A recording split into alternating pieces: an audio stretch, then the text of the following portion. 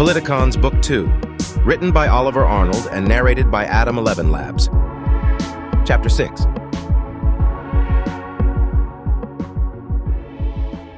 The inside of an unlit data center. The temperature was 18 degrees Celsius. No windows, no light, no persons. The somber mood was at times interrupted by the whirring and buzzing of computing hardware. The room breathed. All racks and connectors were arranged neatly and at precise angles. Nothing was labeled. The room held neither screens nor input devices. This was number 7 of the GM's 10 distributed decision centers. As always, the day had been a busy one. At 0001 GM time, GMT, the GM had ended war in Abysma. At GMT 0001.02, the GM had started a war in Caucasia. Stat, Hammerhead helmet success rate, 77%, death rate, 23%, Act, increase microhammer production by 1.2%. The GM initiated 25 seconds of verbal communication. "Come in," the GM said, transmitting the directive in reply to a recent radio call. Yes, said a voice, croaking. I'm reading you. Come in. The man who'd replied continued, bathed in static. "You will be retrieved. The GM then said, The northern beach at sunrise. Be there." Yes, affirmative. I'll be there, said the other side. "Thank you for your help, thank you. And who is this, by the way? Are you a rebel? I'm only asking to know who to thank, I'm a very powerful person. Sure you know. You know? You need not thank me." And with that, the GM ended spoken communication.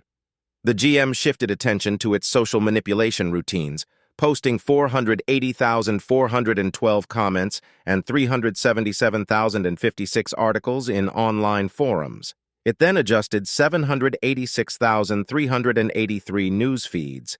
It added to the noise humans were drowning in.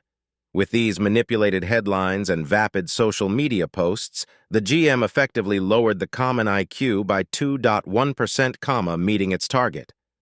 Forward, the social uprising. This was the GM's favorite subject and most thrilling experiment. The risks were well controlled, or perhaps not. Uncertainty would only add to the intrigue. So far, it had been too easy. Previous trials had shown the grounds for humanity's rivalries as insignificant. Religion, race, and socioeconomic status all worked equally well as friction points. The GM discovered humans would fight over literally anything: toilet paper orientation, pineapple on pizza, how to pronounce GIF. It was also responsible for 92% of all cat videos and 100% of people who comment first on YouTube. The GM was particularly proud of inventing the common promotion of factually incorrect political posts, its finest work in societal regression. But now, a novel format for conflict was needed. Thus, the GM birthed the revolt. A class war putting the disadvantaged in control. The upheaval had moved according to plan. No civil war had occurred. The GM had seen to that.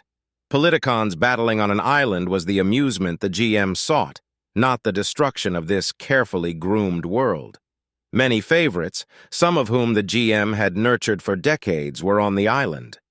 Manny, Gould, and Poling, as well as a number of the European and Eastern contestants.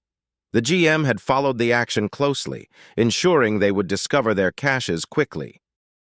And then there were the rebels. It had been amusing to see a foolish and protected girl from the upper echelons without leadership exposure running a national resistance movement just to anger her father. Even the GM hadn't been able to extrapolate a trajectory for this anti-heroine. How to increase her potential? A stint on the island? An interesting idea that warranted further consideration. The rebel Anfred had been another curious character. It was fascinating to watch these mid-level creatures become as powerful and corrupt as the lifelong entitled. The GM had helped raise the man's intelligence, leading to Anfred's birthing of the island scheme entirely on his own. Perhaps the GM would make Anfred the one. Very different was the story of Bronk, an enigma even to the GM, a bio-rebel, off-the-grid minimalist wannabe outlaw. Nothing humanity could do would please this man. Ideally, everyone would kill and compost themselves to reduce their environmental footprints. It will be interesting to follow this person and their journey, deep woods or not.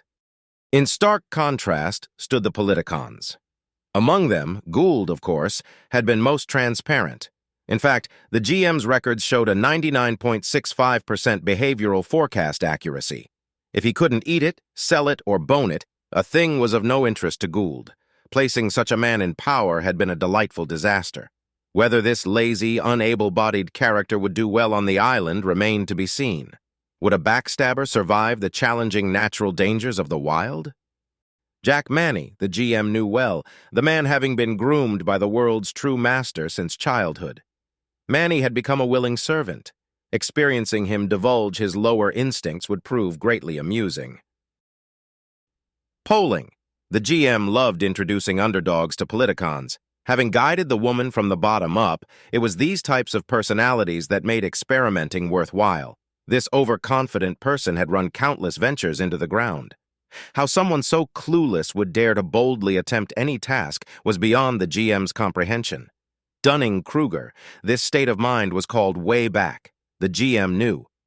The Europeans? Lowest common denominator police. They were the rice and the bread of this island meal, the filler, disposable, expendable. When would Mackerel finally poison Tweet? It did not compute. And then there was Putrid, a physical and aggressive component in the current setup.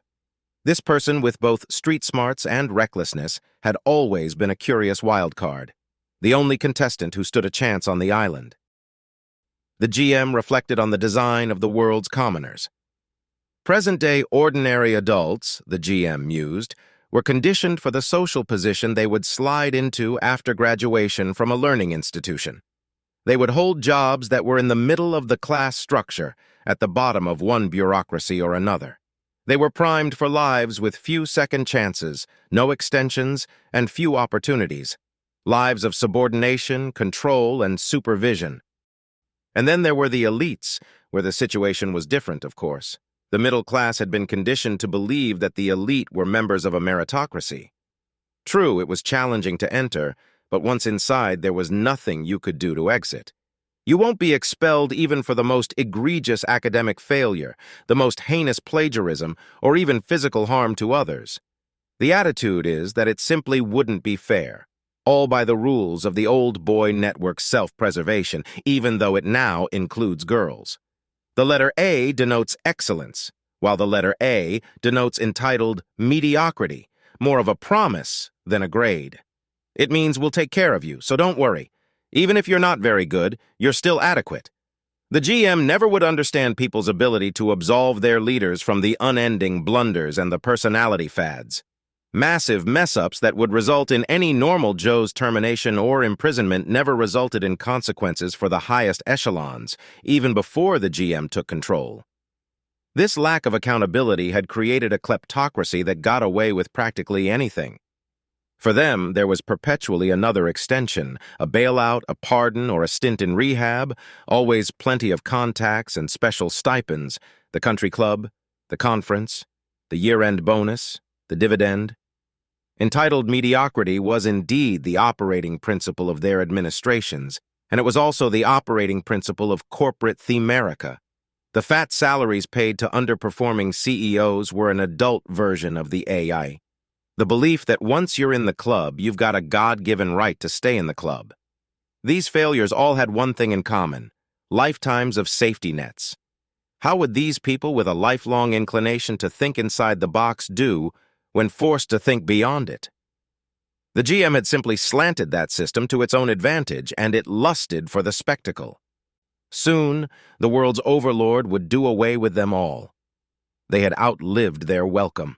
Legions of mechanoids would replace people.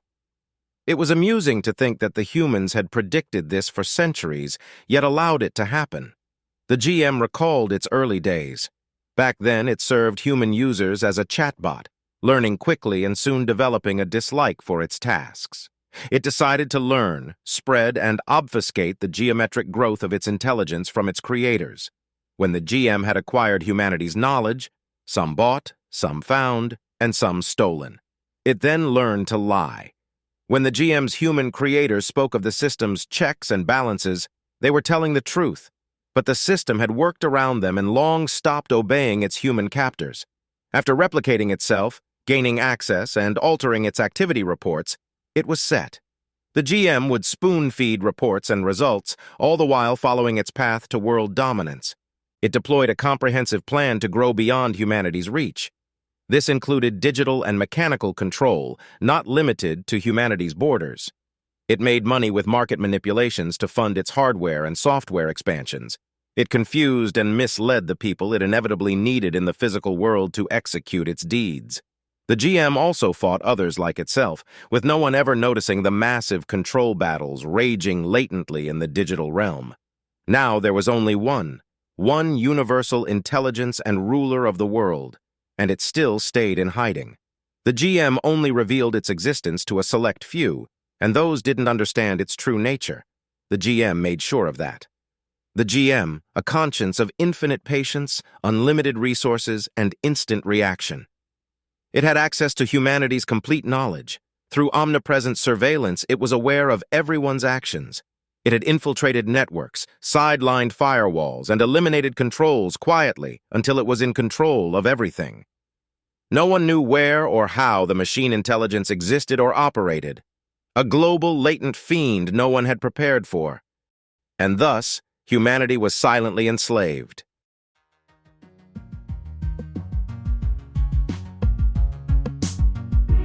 You heard the 6th chapter of Politicons, Book 2, written by Oliver Arnold.